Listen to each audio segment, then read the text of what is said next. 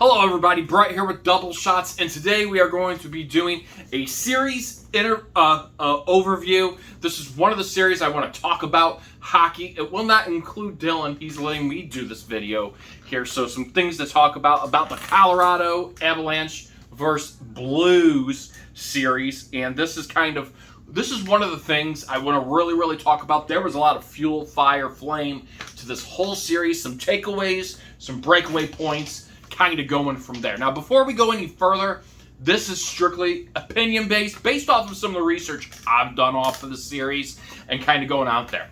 Now, I said this was going to be a great series from the get-go. I still stand by my comments off of that series. And here's some takeaway points I want to talk about going from there. Now, keep in mind as well, too, we will be doing once the Carolina Hurricanes and the New York Rangers end their series tomorrow night, we will have a fresh batch of lineup and everything for Tuesday for you guys to see and everything going from there. But this is one series I want to talk about a lot between Colorado and the Blues because, again, there's a lot of fuel to it.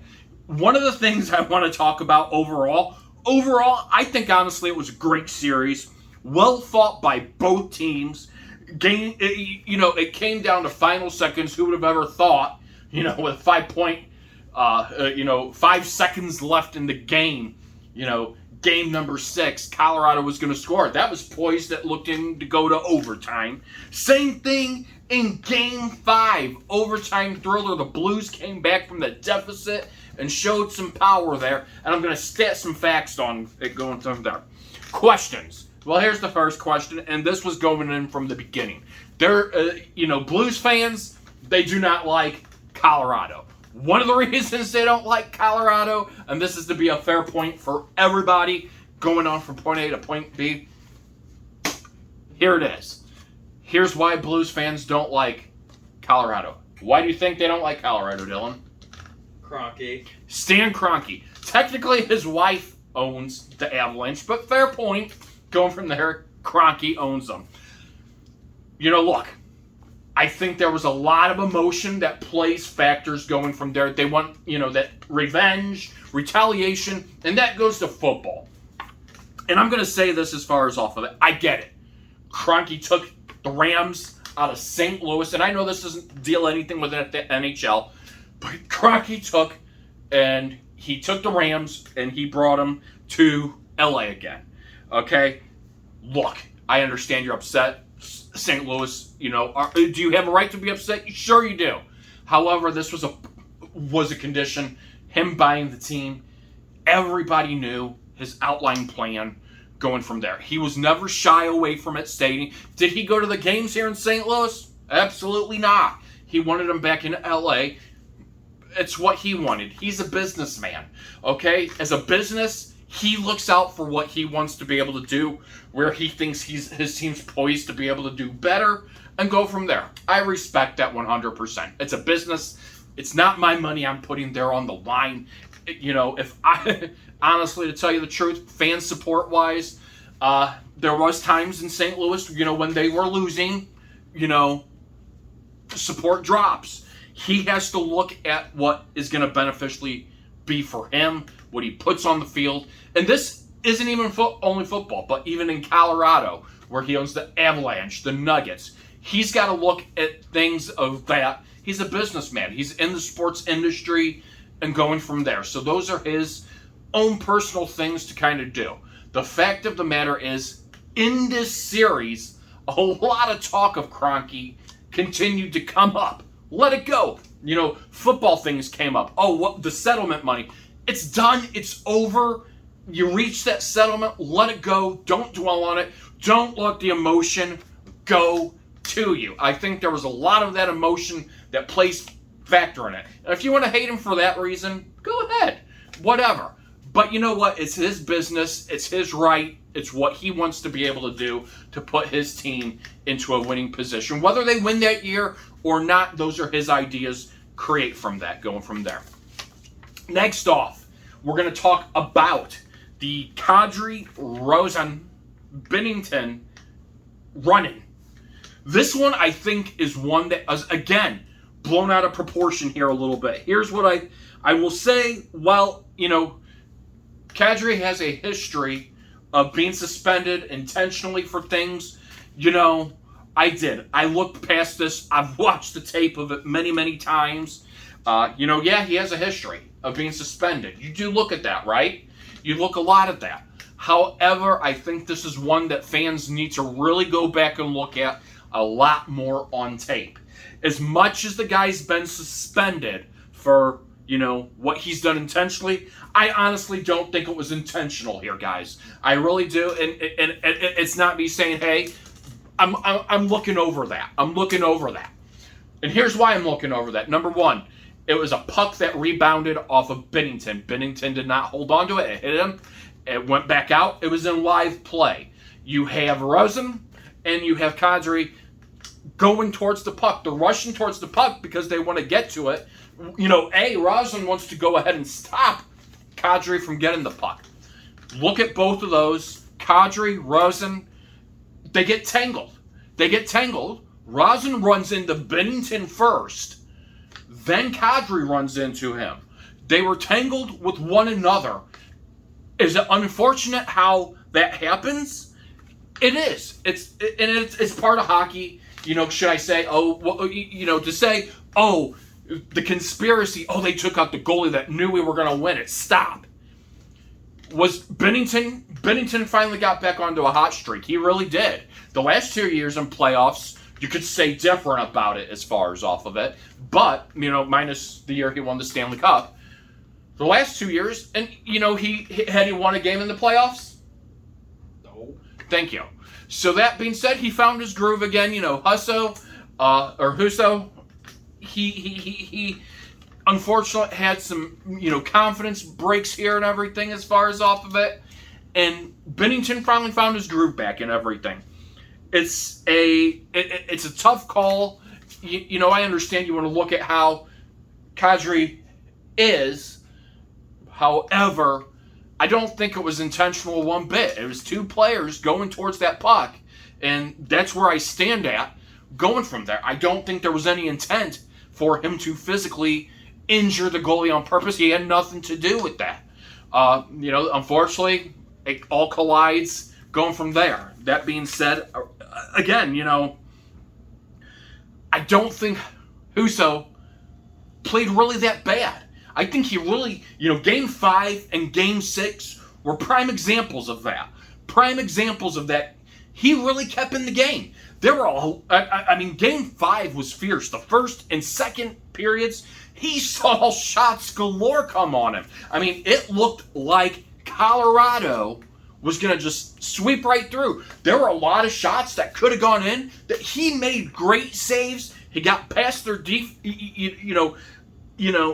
McKinnon getting past. That was huge. There were a lot of shots that I thought would have definitely gone in. Husso made very, very good saves. And Game 5 and 6, he really kept you guys in there. And, as much as everybody wants to say, he sucks. Husso sucks. I'm going to bring that up to where, some things you're going to have to look at season-wise, what he did this year, accomplishment, going from there. I don't think he's, to say that, we need to, let him go, let him walk, go from here. I think different as far as off of that going from there. He's a big part of why this Blues team made the playoffs this season. I don't care what anybody says. As far as if you're a Blues fan, this is where the fair weatherism comes in. Because when a player plays great, they're behind him. But you know what? One game turns, and they're ready to get oust, have a fire dumpster sale. Going from there. That's kind of what it... Do I think Binnington would have done better in that? I honestly don't know. I think it was a great series. He lost one game, but it was a great series. And the one thing you have to look at as far as off of it, 1, 2, 3 games came down to one goal. One goal in that series. I don't think it would have really made a big difference going from there. I really don't. Husso honestly made some great saves. Could they have gone with Charlie Lindgren? They could have. I think, though, with the emotion that was going on here, and I applaud Berube for this as well, too. With all the emotion in that series of what it was already and all the high stakes as far as off of it, he wanted to go with the confident hand. Taking and changing out to go to Lindgren over Husso would have been a statement that he has no confidence, and I think that it would have gotten the defense even more shook up. I think it would have brought this team to where they were more shook up and showing a confidence factor-wise that Husso couldn't get the job done. And I think Husso did a great job. I stand behind Berube for going ahead and keeping Husso in there. Would Lindgren done any better? I don't know. You know, again, I don't play hockey. Could they put him in there? Yes, they could have. However, in the eyes of Berube, I think as far as off of things that would have shown a statement of he doesn't trust his goaltending, and I think that would have made a worse impact than the fuel fire of everything going out there that was right there. You know, that I think that would have been a really, really, really bad thing. That being said, I give applaud to Berube for that. That being said, as far as off of it, looking out here as far as off of it, series stats. Minus Game 2, the Blues winning 4-1. The Avalanche winning 5-2 in Game 3. The Avalanche winning Game 4, 6-3. Game 1 was an overtime thriller. Colorado wins 3-2. Game 5, who would have ever thought the Blues were down? And they came back and won in overtime 5-4. So 2 games in this series went 5-4. You know, overtime. 2 games go overtime. 3-2 Game 6. Again, 1 goal. I think the Blues should be proud of the accomplishments. They hung in there. One of the things that was a highlight, they were usually the first team to score in the series. Something that Darcy Kemper didn't allow. Something that the Avalanche did not allow until this series, going from there against Darcy Kemper. So that was a big highlight. I think the Blues really did play very, very good this series. You know, and here's what you have to look at in hockey. Sure, you know, the Avalanche breezed right through Nashville.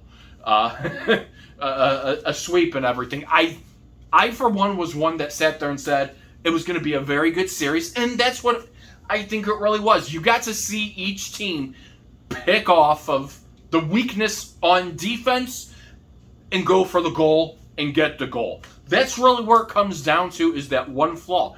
But to have 3 games that you go 3-2 and to say your goalie sucks? Come on here. Come on here. And this is where I'm defending Husso at as far as off of it. This is a 1 goal. 3 games, guys. 3 games. For those people that said, Husso, oh, he can walk. He's a dumpster fire. Really great fan base. You know, this is the same fan base that after Jordan Binnington won the Stanley Cup in 2019, the 2020, the 2021 season, because he didn't win games in the playoffs, so, oh, it's a fluke. Really? You're giving up on the guy that won you a Stanley Cup? Be happy. Come on here. So pretty much as far as off of it, that's where this kind of sits at. Fair weatherism. It's hard to say that as far as off it. Well, I'm going to give you some more fair weatherism. Husso kept him, you know, you did great in the regular season. How many games did Husso win this season for you, St. Louis? What was his record this year? 25-7. 25-7 in the regular season. He, you know, as much as you want to say, oh, you got to the playoffs based off of this. Playoff hockey is different intensity. I don't care what anybody says. It's different intensity than the regular season. It's a whole new ball game. You have teams that are fighting to win. They want to win. Jordan Binnington in the regular season went 18-14. I can statistically say in the regular season, Husso played a lot better than Binnington. He is one of the main reasons, along with your team, that got you there, your offensive production and everything. And in the playoffs, you bring your best hockey to play.